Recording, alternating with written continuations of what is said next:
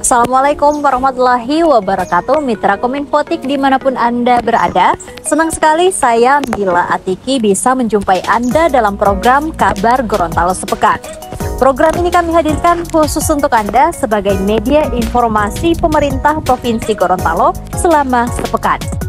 Penjabat Gubernur Gorontalo Ismail Pakaya bertemu dengan Gubernur Sulawesi Tengah Rusdi Mastura di kediaman Gubernur Sulteng ini pada Jumat 25 Oktober 2023. Pertemuan antara orang nomor satu di kedua provinsi ini guna membahas sejumlah kerjasama yang mengikat kedua provinsi tetangga ini.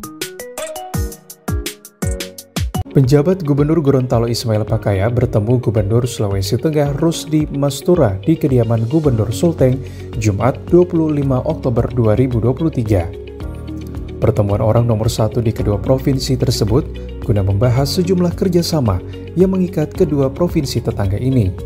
Ismail Pakaya menyebutkan hal-hal yang dibahas mulai dari permasalahan wilayah tambang yang berada di antara perbatasan Parigi Motong dan Pohuwato yang saat ini terus menjadi isu krusial di kalangan masyarakat. Ada beberapa sungai di wilayah Popayato, Popayato Barat, dan Popayato Timur tercemar dengan adanya tambang tersebut. Oleh sebab itu, masalah ini harus diselesaikan bersama-sama dengan pemerintah Provinsi Sulteng. Selanjutnya dibahas dalam pertemuan tersebut terkait layanan kesehatan, melihat saat ini banyak masyarakat Palu yang berada di wilayah perbatasan lebih banyak berobat ke Provinsi Gorontalo daripada ke Palu, karena akses yang memang lebih dekat. Penjabat Gubernur Ismail Pakaya ingin membuat regulasi yang jelas terkait layanan kesehatan ini. Tak kalah penting adalah terkait kerjasama antara kedua provinsi untuk menunjang hadirnya Ibu Kota Nusantara atau IKN. Baik penjabat Gubernur Ismail dan Gubernur Rusdi menilai letak geografis Sulawesi Tengah dan Gorontalo akan sangat diuntungkan jikalau ibu kota resmi dipindahkan ke IKN. Pertemuan yang berlangsung singkat namun penuh keakraban ini dihadiri dengan pemberian cenderamata dari penjabat Gubernur Gorontalo ke Gubernur Sulteng dan begitu sebaliknya. Tadi sebelum ke asrama ini saya ketemu dengan Pak Gubernur Sulawesi Tengah untuk silaturahim, juga ada membicarakan beberapa hal terkait kerjasama kita dengan pemerintah Provinsi Sulawesi Tengah.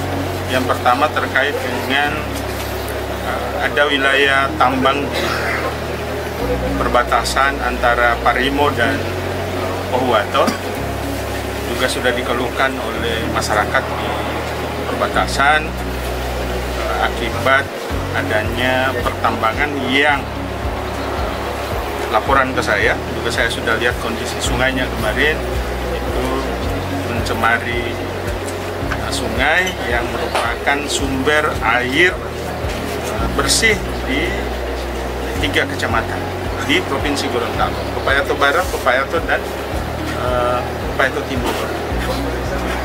Nah, ini kita akan turun secara bersama antara Pemprov Gorontalo dan Pemprov Sulawesi Tengah. Tadi Pak Gubernur Sulawesi Tengah sudah menyampaikan kita akan ketemu di perbatasan, nanti akan diatur jadwal.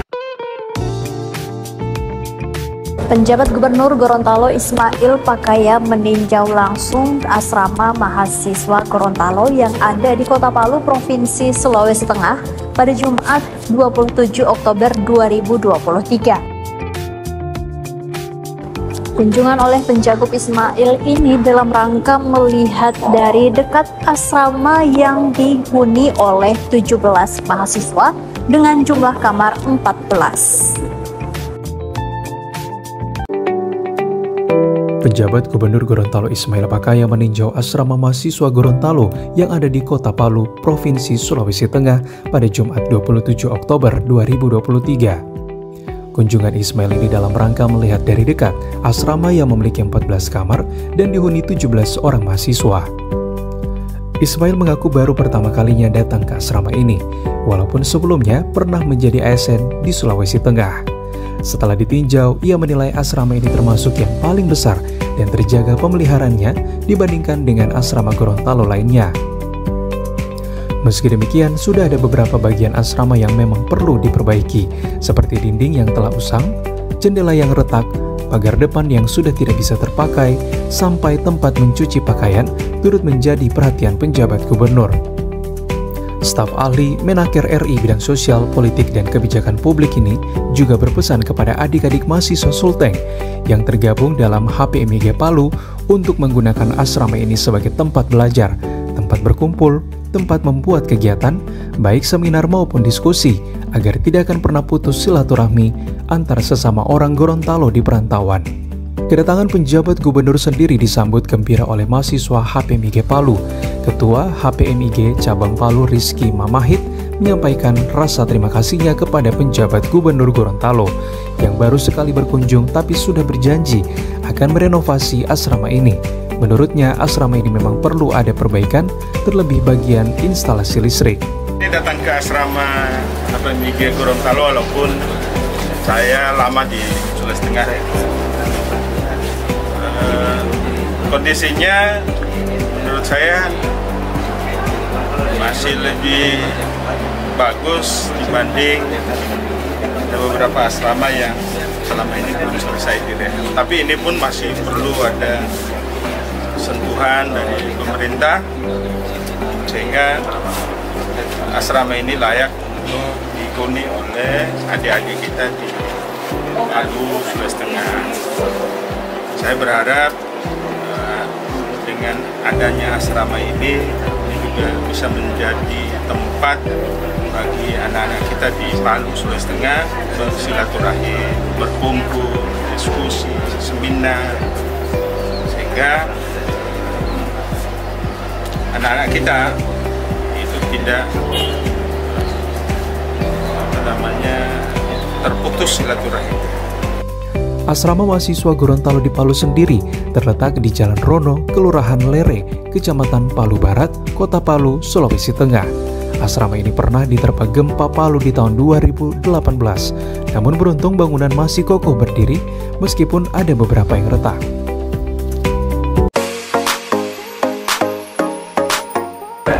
Futsal Prapon Gorontalo gagal lolos ke PON 21 yang akan digelar di Aceh dan Sumatera Utara tahun 2024. Kepastian ini diperoleh usai mereka menghajar tim Prapon Sulawesi Utara dengan skor yang mencolok yakni 10-1 pada pertandingan yang digelar di Gelora Bumi Kaptus, Kota Palu, Jumat 27 Oktober 2023.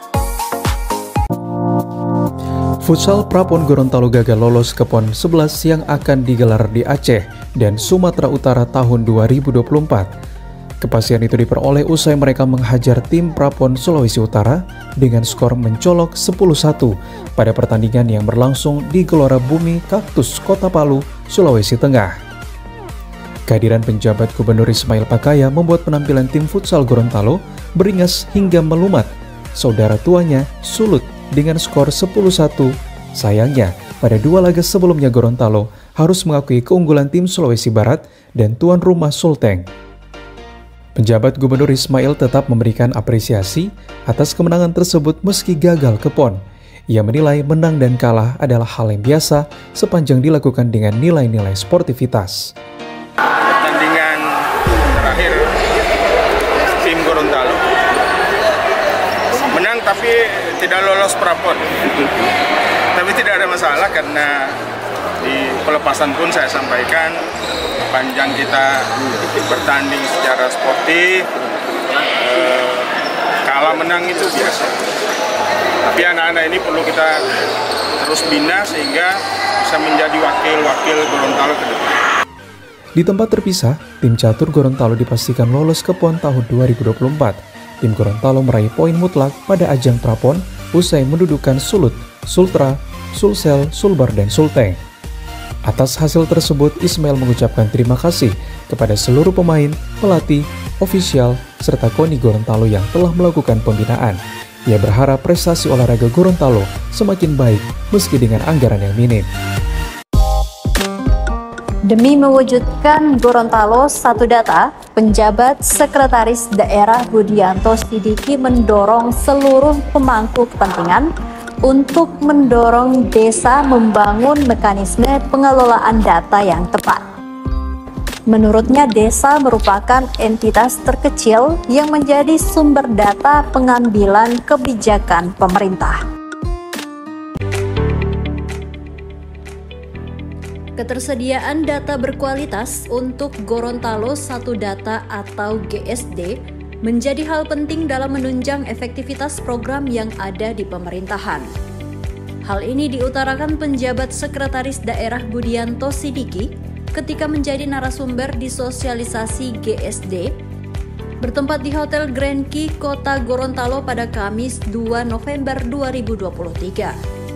Beberapa program tersebut meliputi upaya pemerintah dalam mengentas angka kemiskinan dan tengkes yang masih menjadi PR besar bagi Provinsi Gorontalo. Dikatakan Budi, jika data yang disediakan tidak akurat dengan yang terjadi di lapangan, maka untuk menuntaskan berbagai permasalahan yang ada di daerah akan sulit dilakukan. Untuk memperoleh data yang berkualitas ini, Budi meminta untuk tidak terjadi keberagaman data. Ia mencontohkan ada beberapa sektor yang menjadi produsen data dengan levelnya sendiri, padahal tipe data yang diinginkan adalah data yang sama. Hal ini malah menjadikan data yang dihasilkan berbeda. Perbedaan data tersebut menjadi perhatian penjabat Sekda Prof untuk segera ditangani dengan baik oleh seluruh stakeholder.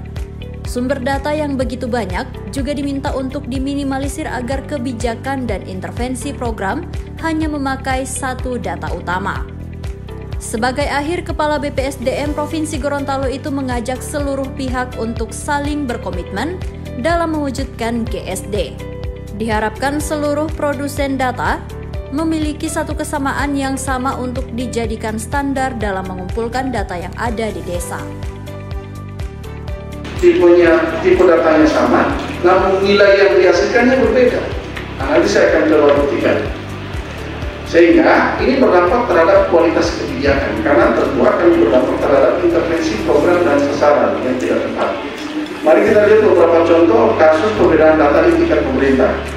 Ini diantara satu sektor saja, contoh misalnya sektor kesehatan, antara data di kementerian dengan data di dinas.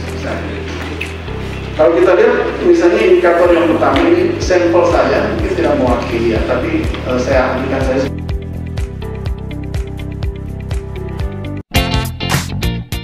Organisasi perangkat daerah lingkup pemerintah Provinsi Gorontalo diminta penjabat Gubernur Ismail Pakaya untuk menyeriusi setiap tahapan pemeriksaan dari BPK Perwakilan Gorontalo.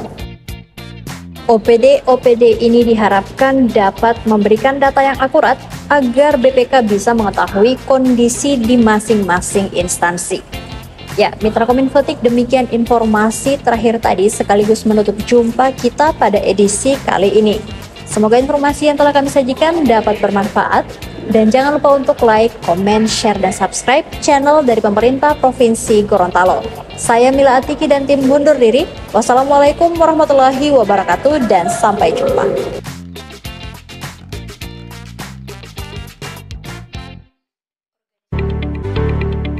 Organisasi perangkat daerah yang ada di lingkup pemerintah Provinsi Gorontalo diminta penjabat Gubernur Ismail Pakaya untuk menyeriusi tahapan pemeriksaan oleh Badan Pemeriksa Keuangan Perwakilan Gorontalo. OPD ini diharapkan dapat memberikan data-data akurat agar BPK bisa mengetahui kondisi di masing-masing instansi. Kalau saya melihat jadwal lain-lain yang disampaikan oleh pakar, berarti bisa ada sekitar 20 hari lagi tim pemeriksa akan meminta data keterangan dari pimpinan DPD. Saya sudah sampaikan kepada pakar dan teman-teman untuk seluruh pimpinan DPD serius untuk memberikan data mengawal pemeriksaan ini sehingga mereka juga paham terhadap kekurangan yang ada di masing-masing DPD. Adapun data-data yang akan diperiksa oleh BPK berkaitan dengan belanja pegawai, belanja barang dan jasa, belanja hibah, belanja bantuan sosial, dan belanja modal. Waktu pemeriksaan sendiri sudah berlangsung sejak tanggal 19 Oktober 2023 kemarin. Kemudian dilanjutkan tanggal 22 November 2023 mendatang. Kepala BPK Gorontalo Ahmad Lutfi Rahmatullah mengatakan bahwa seminggu sebelum tanggal 22 November, tim mereka akan menyerahkan temuan-temuan atau catatan kepada OPD masing-masing. Catatan tersebut diharapkan dapat didiskusikan bersama dan memberikan tanggapan klarifikasi. Ia berharap tanggapan klarifikasi yang diberikan oleh para OPD ini relevan dengan catatan yang mereka berikan. Tidak sekedar menggugurkan kewajiban memberi tanggapan balik, karena pada dasarnya tim pemeriksa BPK akan mengecek kembali substansi isi klarifikasi.